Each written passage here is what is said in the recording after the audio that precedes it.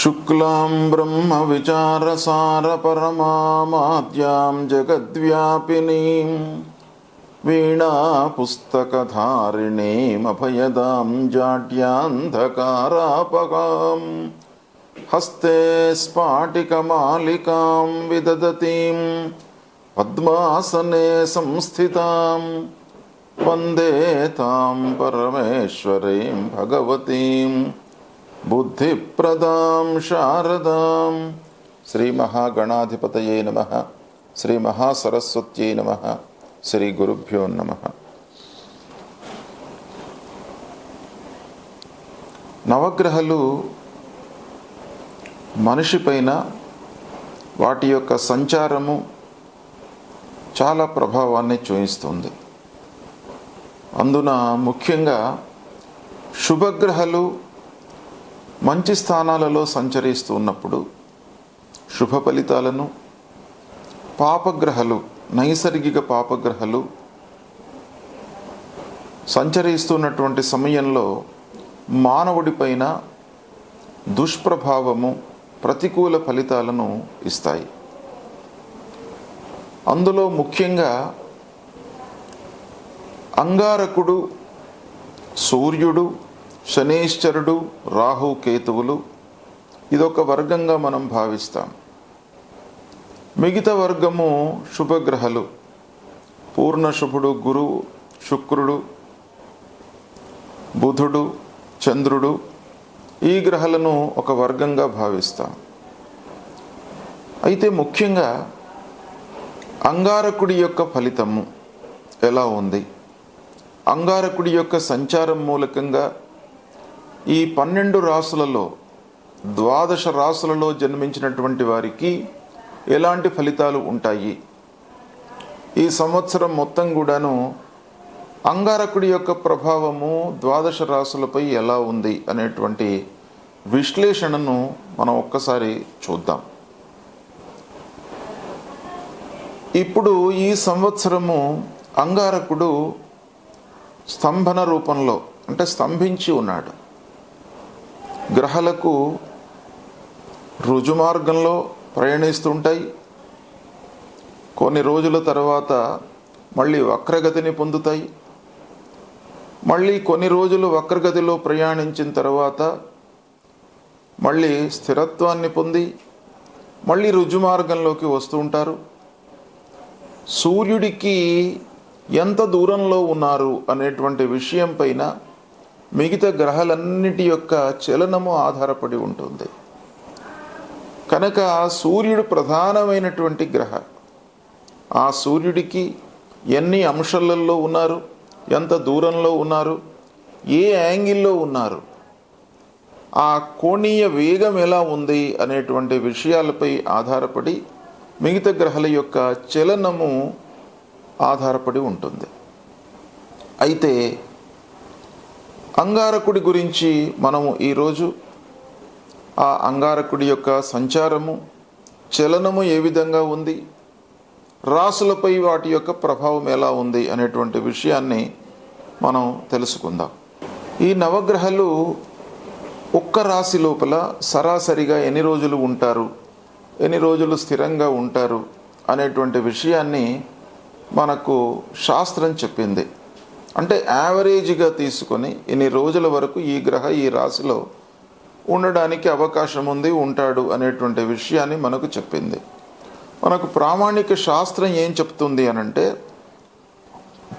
బుధ శుక్రవు రవిర్మాసం మాసం మాసార్ధత కుజ గురుర్ద్వాదశ మాసాని త్రింశన్ మాసం శనైశ్చర రాహుశ్చాష్టాదశశ్చైవ కేతుశ్చాష్టాదశస్తథా చంద్రో దినద్వయం చార్థం రవ్యాదీనాం క్రమాద్విదుహు అని.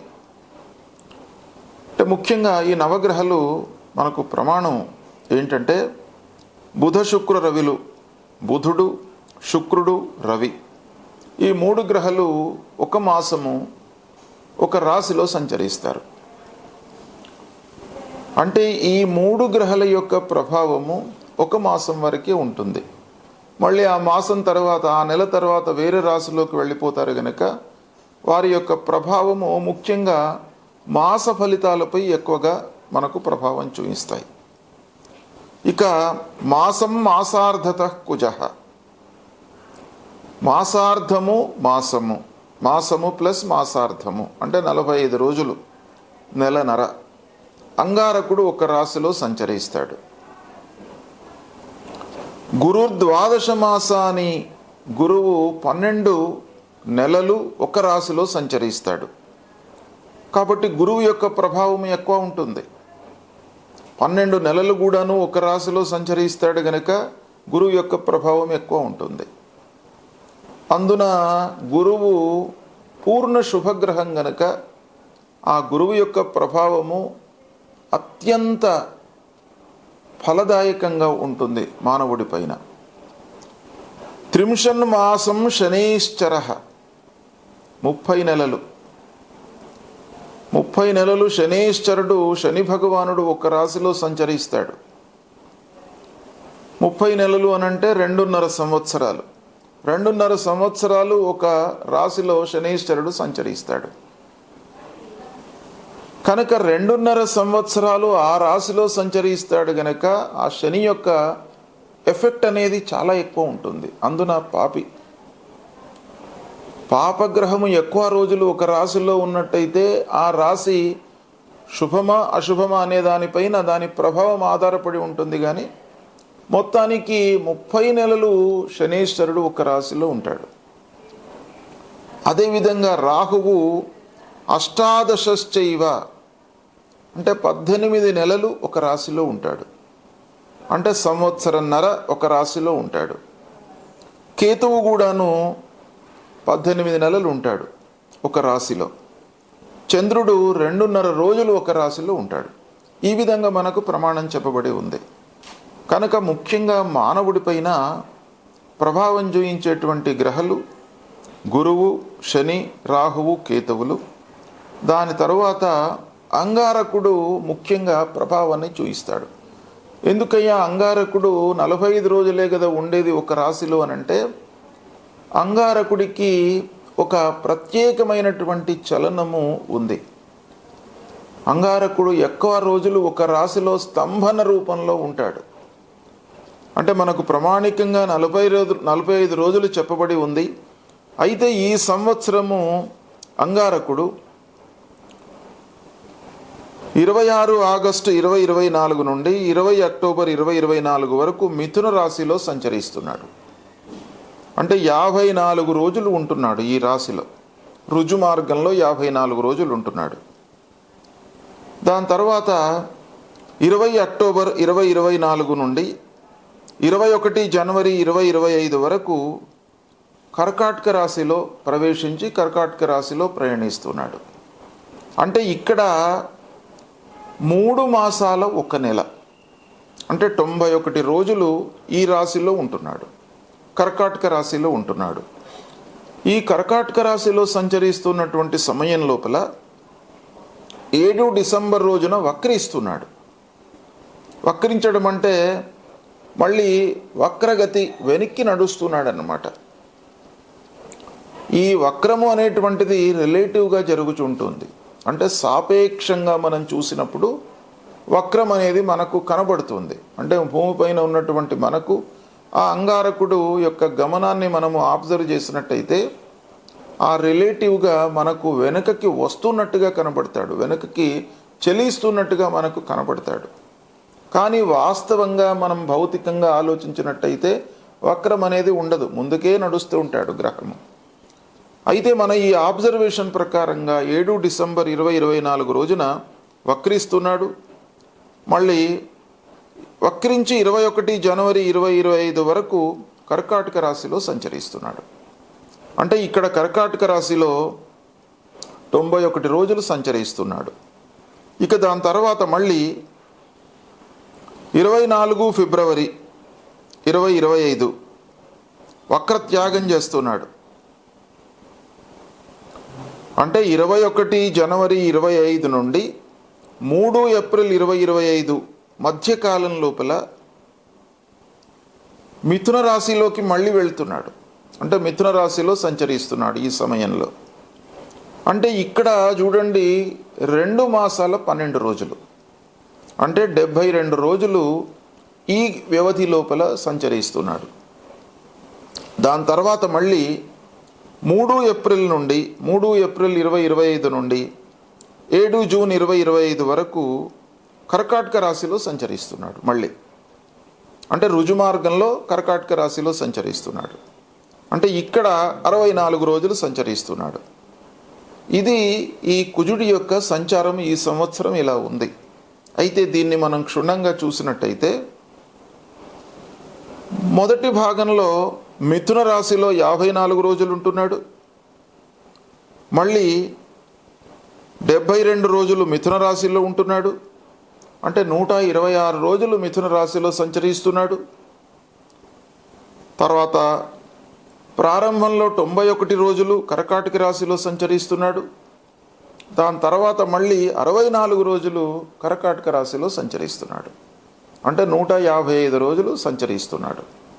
అంటే మిథున రాశిలో 126 రోజులు, కర్కాటక రాశిలో ఏకంగా 155 రోజులు సంచరిస్తున్నాడు. అంటే సాధారణంగా ఉండవలసినటువంటి ప్రమాణం ఏంటి? అంగారకుడు 45 రోజులు ఉండాలి. కానీ ఆ 45 రోజులకు మించి ఒక్కొక్క రాశిలో ఉంటున్నాడు కనుక ఇలాంటి స్థితిని మనం ఏమంటాం? కుజస్తంభనము అని అంటాం. అంటే ఈ సంవత్సరము కుజస్తంభనము ఈ 2 రాశులలో సంభవిస్తుంది. మిథున రాశిలో, కర్కాటక రాశిలో కుజస్తంభనము సంభవిస్తుంది. అయితే ఈ స్తంభనము 12 రాశుల వారికి ఎలా ఉంటుంది, వీటి యొక్క ఫలితం ఎలా ఉంటుంది అనేటువంటి విషయాన్ని విశ్లేషించి తెలుసుకుందాం. మకర రాశి వారికి కుజస్తంభనం మూలకంగా గోచార ఫలితాలు ఎలా ఉన్నాయో తెలుసుకుందాము. ఈ సంవత్సరము అంగారకుడు స్తంభనం మూలకంగా మిథున, కర్కాటక రాశులలో సంచరిస్తున్నాడు. అయితే ఈ మకర రాశి వారికి మిథున రాశిలో సంచరించడము శుభప్రదం, కర్కాటక రాశిలో సంచరించడము ప్రతికూల ఫలితాలను ఇస్తుంది. అయితే ఈ షష్టమ స్థానంలో 6వ స్థానంలో ఏ రోజులలో సంచరిస్తున్నాడు అని అంటే 26 ఆగస్టు నుండి 20 అక్టోబర్ వరకు 54 రోజుల పాటు మిథున రాశిలో సంచరిస్తున్నాడు. ఇది షష్టమ స్థానం, శుభ ఫలితంగా ఉంటుంది. ఇక దాని తర్వాత మళ్ళీ 21 జనవరి 2025 నుండి 3 ఏప్రిల్ 2025 వరకు కూడాను మిథున రాశిలో సంచరిస్తున్నాడు. ఇక్కడ ఒక 72 రోజుల పాటు అనుకూలంగా ఉన్నాడు. అంటే మిథున రాశి వారికి మిథున రాశిలో మొదలు 54 రోజులు, దాని తర్వాత 72 రోజులు సంచరిస్తున్నాడు. ఓవరాల్గా 126 రోజులు మిథున రాశిలో సంచరించడం మూలకంగా షష్టమ స్థానంలో ఈ మకర రాశి వారికి సంచారం ఉంటుంది. ఇది చాలా కలిసి వచ్చేటువంటి అంశం. ఈ సమయంలో ఏం జరుగుతుంది అంటే 6వ స్థానం యొక్క ప్రభావం ఎలా ఉంటుంది ఈ మకర రాశి వారిపైన అని మనం చూసినట్టయితే, ఈ 6వ స్థానం మూలకంగా మీకు ఆరోగ్య సమస్యలు ఉండవు, చాలా ఆరోగ్యంగా ఉంటారు. అంటే మీకు ఎన్ని ఇబ్బందులు వచ్చినప్పటికీ, బరువు బాధ్యతలు పెరిగినప్పటికీ ఆరోగ్యానికి ప్రాధాన్యత ఇవ్వడం మూలకంగా ఆరోగ్య సమస్యల నుండి మీరు విముక్తులవుతారు, ఆరోగ్యంగా ఉంటారు, ఓపికతో పనులు చేస్తారు. తర్వాత బంధువులు, దగ్గరి వాళ్ళు, వీళ్ళందరి యొక్క సహాయ సహకారాలు మీకు బాగా అందుతాయి. దాని మూలకంగా ఏంటంటే అదృష్టం మీకు కలిసి వస్తుంది. ప్రధానమైనటువంటి విషయం ఏంటంటే మీరు ఎఫర్ట్స్ పెడతారు. ఎఫర్ట్స్ పెట్టడం మూలకంగా అది కొంత పని ముందుకు జరుగుతుంది. దాని తర్వాత భగవంతుడి యొక్క అనుగ్రహం కూడాను మీకు ఈ సమయంలో బాగా ఉంటుంది. పెద్దల యొక్క సహాయ సహకారాలు, ముఖ్యంగా తండ్రి యొక్క సహాయం మీకు బాగా అందుతుంది. అన్ని విషయాల లోపల మీకు తండ్రి అండదండగా ఉంటాడు. ఈ సమయంలో ఆయన ఆలోచనలు, ఆయన అనుభవము మీకు ఎక్స్ప్లెయిన్ చేయడం మూలకంగా మీరు దాన్ని యథావిధిగా అమలు చేస్తారు. తద్వారా మీకు చాలా మంచి ఫలితాలు, శుభ ఫలితాలు కలిగేటువంటి అవకాశం ఉంది. ఇక సంతోషంగా ఉండడానికి ఎక్కువ అవకాశాలు ఉంటాయి. కాకపోతే వ్యవసాయదారులకు బాగా కలిసి వస్తుంది, పారిశ్రామికవేత్తలకు కూడాను ఈ సమయం బాగా ఉంటుంది. ఓవరాల్గా మిథున రాశిలో సంచరిస్తున్నటువంటి సమయం మీకు చాలా బాగా కలిసి వస్తుంది. ఇక మళ్ళీ కర్కాటక రాశిలోకి ప్రవేశిస్తున్నాడు. ఎప్పుడు 20 అక్టోబర్ నుండి 21 జనవరి వరకు కర్కాటక రాశిలో సంచరిస్తున్నాడు. ఈ కర్కాటక రాశిలో సంచారము సప్తమం అవుతుంది. దాని తర్వాత మళ్ళీ 3 ఏప్రిల్ నుండి 7 జూన్ వరకు కూడాను కర్కాటక రాశిలో సంచరిస్తున్నాడు. అంటే 91 రోజుల ముందు, దాని తర్వాత 64 రోజులు కూడాను ఈ కర్కాటక రాశిలో సంచరిస్తున్నాడు. కర్కాటక రాశిలో సంచారము సప్తమ స్థానం అవుతుంది. సప్తమ స్థానం కొంత ప్రతికూలంగా ఉంటుంది. సప్తమ స్థాన సంచారంలో మనకు ఎలాంటి ఫలితాలు కలుగుతాయి అనంటే, ముఖ్యంగా ఇంటి వాతావరణము కొంత ఇబ్బందికరంగా ఉంటుంది. అనవసరమైనటువంటి ఆలోచనలు, అనవసరమైనటువంటి చర్చలు, ఏదో ప్రాధాన్యం లేనటువంటి విషయం గురించి మన ఇంట్లో తగాదాలు ఇలాంటివి తలెత్తుతాయి. తర్వాత వృత్తిపరంగా కొన్ని ఇబ్బందులు, ప్రారంభించినటువంటి పనులు పూర్తి కాకపోవడము,